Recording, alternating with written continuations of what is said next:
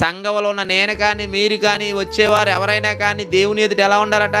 యోగ్యునిగాను సిగ్గుపడనక్కర్లేని పనివాను కానీ. ఏమండి కుర్చీ తీసి అట్టేయమన్నాడు అనుకోండి, అబ్బా బట్టలు మాసిపోతాయండి, కష్టమండి అనకూడదు. ఏమండి ఈ కొంచెం కుర్చీలు అట్టేయాలండి, లేకపోతే ఈ పట్ట అట్టు మోయాలని అనుకోండి, ఇప్పుడే స్నానం చేసి వచ్చానండి కష్టమండి అనకూడదు. కొంతమంది పని చేయడానికి సిగ్గండి, కొంతమంది మాట్లాడడానికి సిగ్గండి, ప్రార్థన చేయడానికి సిగ్గండి, ఇంటికాడ బూతులు తిట్టడానికి మాత్రం సిగ్గు ఉండదండి.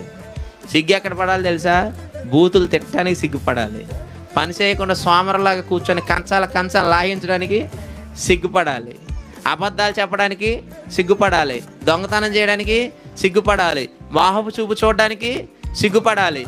సిగ్గుపడవలసిన సంగతులన్నిటిలో సిగ్గుపట్టలేదు. సిగ్గుపడకూడని సంగతులన్నిటిలో మనిషి ఏం చేస్తున్నాడు? సిగ్గుపడుతున్నాడు. దేవుడు మెచ్చడు అలాంటి వారిని. మరి ఎలాంటి వారిని మెచ్చుతాడు తెలుసా? దేవుని పని ఎంత కష్టమైన ఇష్టంతో చేసేవారిని మెచ్చుకుంటాడు. అందుకంటున్నాడు దేవుని పనిలో సిగ్గుపడనక్కరలేని పనివానిగా ఉండాలి అన్నాడు. చూడండి.